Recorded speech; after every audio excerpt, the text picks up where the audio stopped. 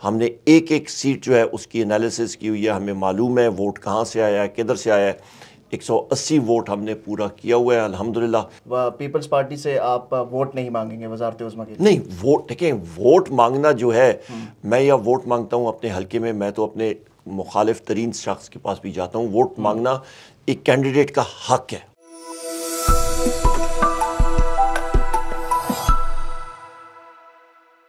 بسم اللہ الرحمن الرحیم۔ وی نیوز ایکسکلوزیو کے ساتھ میں ہوں زبیر علی خان۔ آج ہمارے ساتھ موجود ہیں پاکستان تحریک انصاف کے وزیر اعظم کے نامزد امیدوار جناب عمر ایوب خان صاحب۔ عمر ایوب صاحب، بہت شکریہ، بڑے عرصے بعد آپ جو ہے وہ روپوشی ختم کر کے اب اسلام آباد میں آ چکے ہیں۔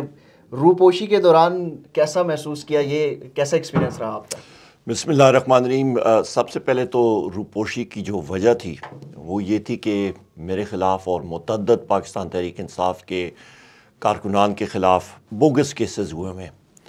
ابھی میرے خلاف تقریباً 24 FIRs ہیں اور اس میں 85 سے 86 چارجز ہیں، قتل سے لے کے ڈکیتی پہ سارے بوگس کیسز ہیں۔ اور انہوں نے لکھا ہوا ہے کہ جی 8 مختلف شہروں میں ایک تاریخ پہ ایک وقت پہ میں پہنچا ہوا ہوں۔ تو آپ خود اندازہ لگا لیں اس سے بڑا بوگس اور فریبی کیس کیا ہو سکتا ہے کہ اڑن تشتری بھی میرے پاس ہوتی ہے، سلیمانی ٹوپی بھی ہوتی، تب بھی نہیں کر سکتا تھا۔ تو اس کی وجہ سے بیلز نہیں مل رہی تھیں، پولیس آ جاتی تھی کورٹس کے سامنے، تو روپوشی اختیار کرنی پڑی۔ پر اس کا رب العزت ہر چیز میں کوئی نہ کوئی فائدہ بھی دے دیتے ہیں۔ اس دوران موقع ملا کہ پارٹی کو گراس روٹس لیول پہ آرگنائز کرنے کا، ٹیکنالوجی کے ذریعے لوگوں کے ساتھ میٹنگز۔ تو صبح سے لے کے شام تک میں آج بھی کسی سے بات کر رہا تھا کہ وہ ٹائم جو تھا روپوشی کا وہ بڑا ایفیشنٹلی گزرا، کیونکہ رات کو 4 گھنٹے زیادہ نیند ہوتی تھی، ورنہ زوم میٹنگز ہوتی تھیں، مختلف وہ میٹنگز ہماری ہوتی تھی۔ اور الحمدللہ جو ہمارے عوام کے دلوں کے وزیر اعظم عمران خان صاحب نے مشن دیا تھا، الحمدللہ وہ ہم سارے پاکستان تحریک انصاف کے ساتھی جو ہیں اس پہ بہت درجے تک کامیاب ہوئے۔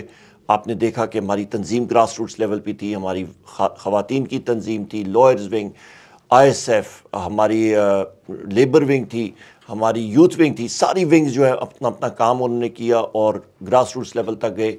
پولنگ ایجنٹس ہمارے ٹرین ہوئے، ساری چیزیں ہوئیں، اور آپ نے دیکھا کہ عوام کی جو محبت تھی اس کو چینلائز کر کے پولنگ بکسے تک ہم نے پہنچایا۔ تو یہ سب سے بڑی بات تھی اور ٹارگٹ تھا۔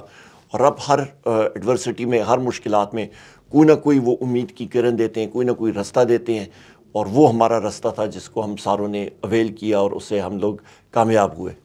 ابھی آپ جو اعلان کیا گیا ہے آپ کی طرف سے سنی اتحاد کونسل کے ساتھ، پورے پاکستان میں پاکستان تحریک انصاف جو ہے وہ اتحاد کر رہی ہے۔ کچھ روز پہلے اعلان کیا گیا تھا کہ MWM اور جماعت اسلامی کے ساتھ صوبوں کے اس کے اوپر اتحاد کیا جا رہا تھا۔ کیا وجہ ہے کہ پاکستان تحریک انصاف MWM کے اتحاد سے پیچھے ہٹی ہے؟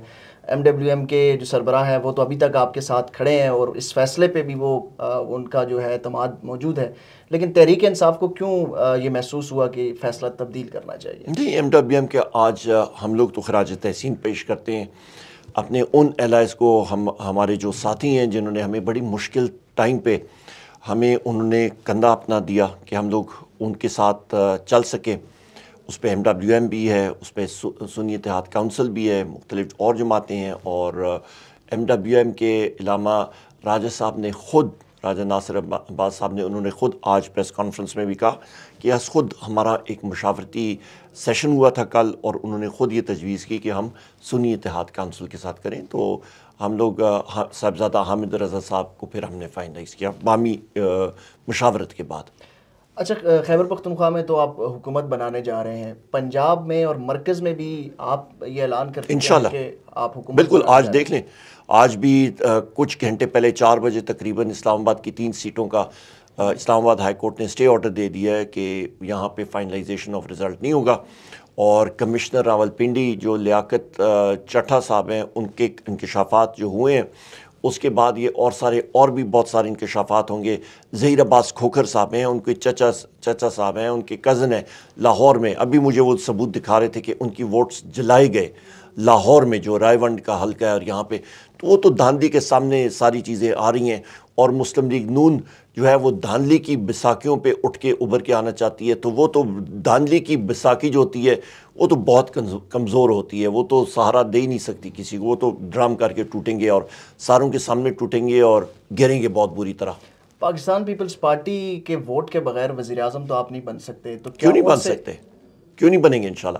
ہمارا اپنا پارٹی کا ووٹ ہے 180 ہمارے پاس ہے، جو ہمارے پاس ٹیکنیکل انالیسس ونگ ہمارا جو ہے، ہم نے ایک ایک سیٹ جو ہے اس کی انالیسس کی ہوئی ہے، ہمیں معلوم ہے ووٹ کہاں سے آیا ہے، کدھر سے آیا ہے۔ 180 ووٹ ہم نے پورا کیا ہوا ہے الحمدللہ، اور اس کے پیچھے ہم لوگ لڑیں گے اور پورا کریں گے۔ پیپلز پارٹی سے کوئی بات نہیں ہوگی؟ کوئی بات نہیں۔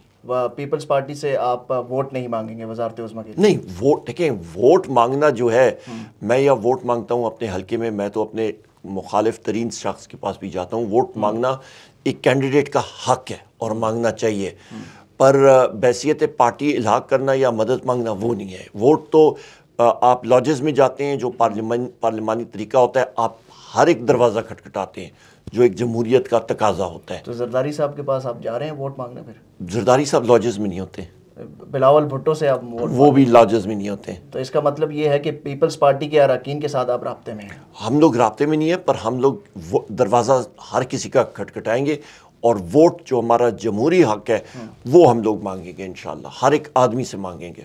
اچھا، خیبر پختونخوا میں جمعیت علماء اسلام فے مولانا فضل الرحمان سے کیا ان سے بھی کوئی اتحاد ہو سکتا ہے، یا ان کے ساتھ سیاسی اتحاد کریں گے، یا صرف ان کی سیٹیں نہیں ہیں، ان کی سیٹیں نہیں ہیں، نہیں ان کی سیٹیں نہیں ہیں، نہ صوبے میں ہیں نہ مرکز میں اتنی کوئی سیٹیں ہیں ان کا، اور نہ ہی کسی اور صوبے میں۔ اور وہ وزیر اعظم عمران خان صاحب کی ہدایت کے مطابق اسد کیسر صاحب ان کے پاس گئے، اور وہ ایک مخصوص ایجنڈا کے تحت تھا کہ، اور وہ یہ تھا کہ آواز اٹھائیں کہ جو دھاندلی ہو رہی ہے۔ اچھا، لاسٹلی یہ بتا دیں کہ پاکستان تحریک انصاف سے جو لوگ چھوڑ کے چلے گئے تھے، عمران اسماعیل صاحب ہیں، علی زیدی صاحب ہیں، اسد عمر صاحب ہیں، کیا وہ اب واپسی کے لیے کچھ رابطے کر رہے ہیں آپ لوگوں کے ساتھ؟ نہیں، میرے ساتھ کسی کا رابطہ نہیں ہوا، اور وہ جو اتھارٹی ہے وہ صرف ایک شخص کے پاس ہے، جن کا نام ہے وزیر اعظم عمران خان صاحب۔ کسی نے اگر رابطہ کیا تو اس کے بارے میں کیا فیصلہ کیا؟ مجھے کوئی معلوم نہیں ہے، نہ میرے ساتھ کسی نے رابطہ کیا، صرف اور صرف وزیر اعظم عمران خان صاحب رابطہ مطلب اس کا ڈیسیژن دیں گے، کسی کا بھی۔ تھینک یو ویری مچ جی، بہت شکریہ۔ وزیر اعظم کے امیدوار جناب عمر ایوب خان صاحب ہمارے ساتھ موجود تھے۔ وی نیوز دیکھنے کا بہت شکریہ۔